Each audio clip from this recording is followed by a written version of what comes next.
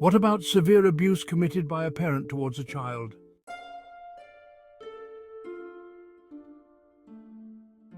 How can it be explained from your point of view? Many see it as a horrific and evil act with no excuse. This is how I perceive it. As a survivor of child abuse myself, my heart breaks for anyone who has gone through a similar ordeal.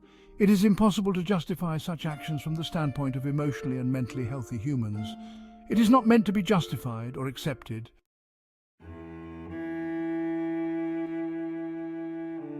Yet it happens every day, everywhere on the planet Earth. The future, hope and healing power of innocent and defenseless children are brutally abused. A chance for healing is wasted, and more negative, destructive karma is created.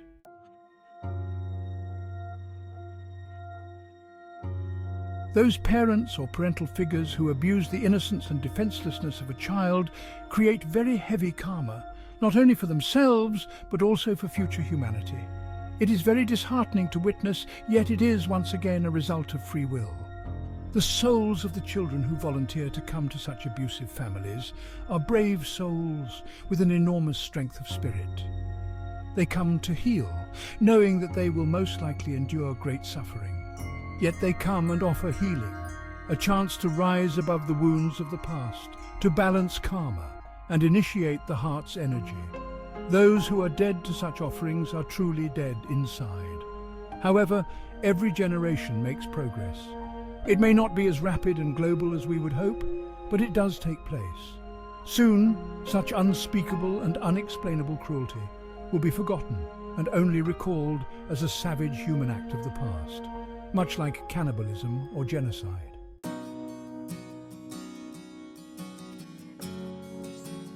When two people get involved and create a new life, is there an energetic signature on the child from both parents?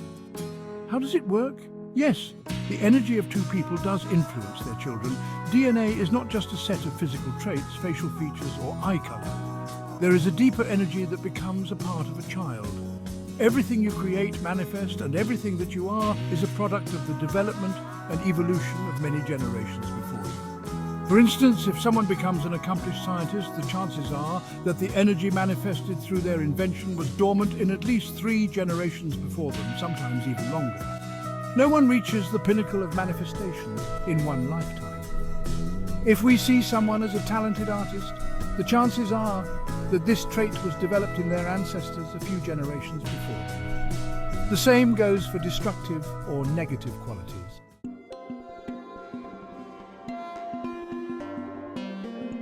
Here's an interesting fact. The combined energies of parents are visible through astrological portraits. If a couple has children, at least one of them will have a sun sign that represents the predominant energy of the parents. For example, if parents have a Cancer and a Taurus, with a synastry sign of late Taurus or early Gemini, the children are most likely to be a Taurus and a Gemini. The child's energy is a combination of the parents' energies. If such a picture is not apparent through the sun signs, it will still be present via other major aspects, such as the moon sign or ascendant. In such cases, the moon sign will indicate that the child is more attuned to the emotional and internal state of the parents, while the ascendant rising sign will be expressed through the child's outer image and behavior. In either case, there will be a confirmation that the relationship has its own specific energy that is transferable to the offspring.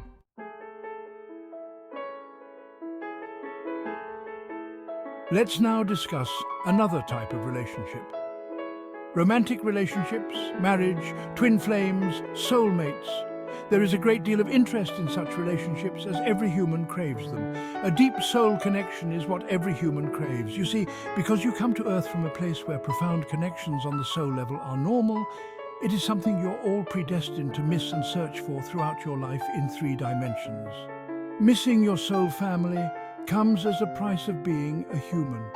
Although you are aware of it on some level, you're still determined to find it here on Earth. In some cases, you actually do find it whenever you encounter your soulmate, as you call it.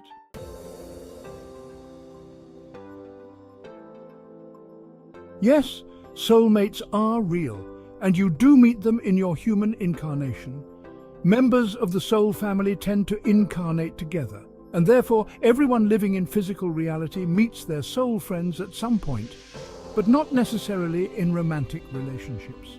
When souls from the same family decide to meet and serve a particular purpose as a part of a romantic union, it certainly has a divine quality behind it. It is very intense, has an element of instant recognition, and a feeling of familiarity. It doesn't always result in marriage or a lifelong partnership, but it will always be unforgettable.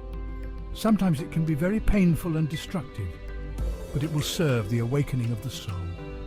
Depending on the lesson that needs to be learned and the experience that needs to be served and accepted, the soul members might be parents and children, husbands and wives, close friends, or siblings, and so on.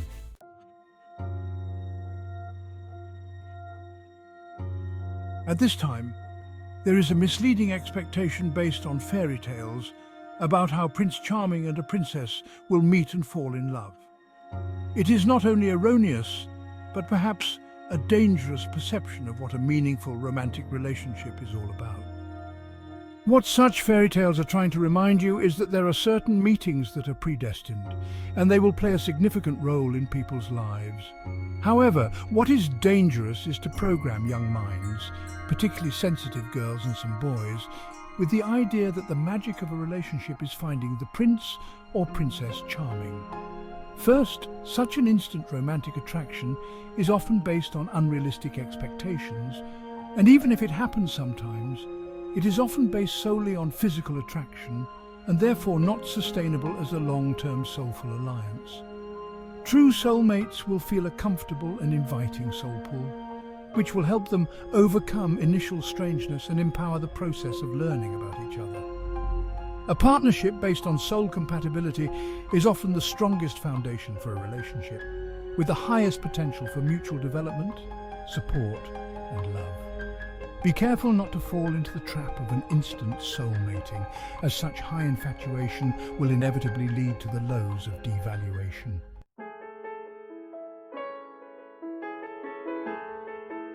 I have a question.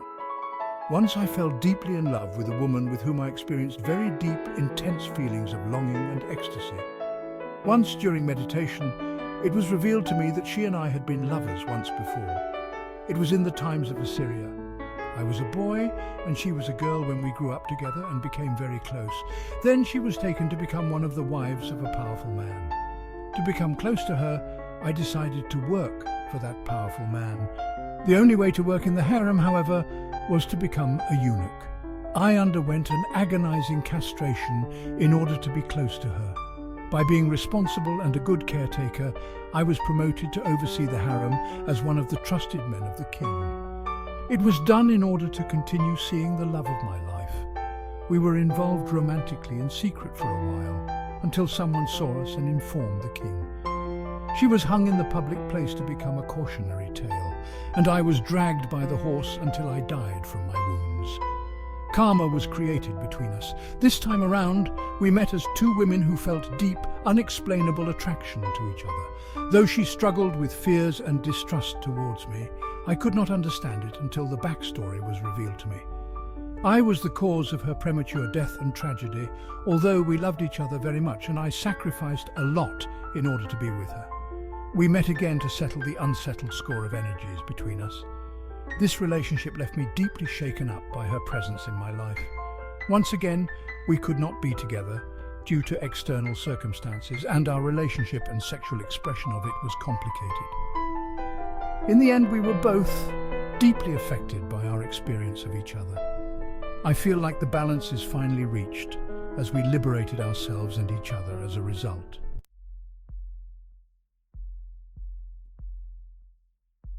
Not every romantic involvement, of course, has such a tragic karma behind it, but every romantic relationship has a purpose of deep awakening.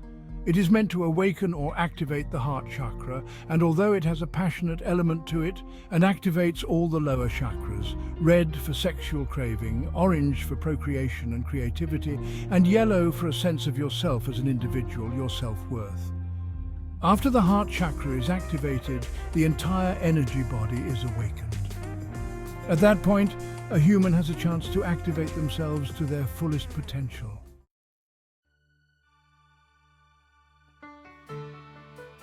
There are great things that are done in the name of love. Love is what keeps this world alive and well.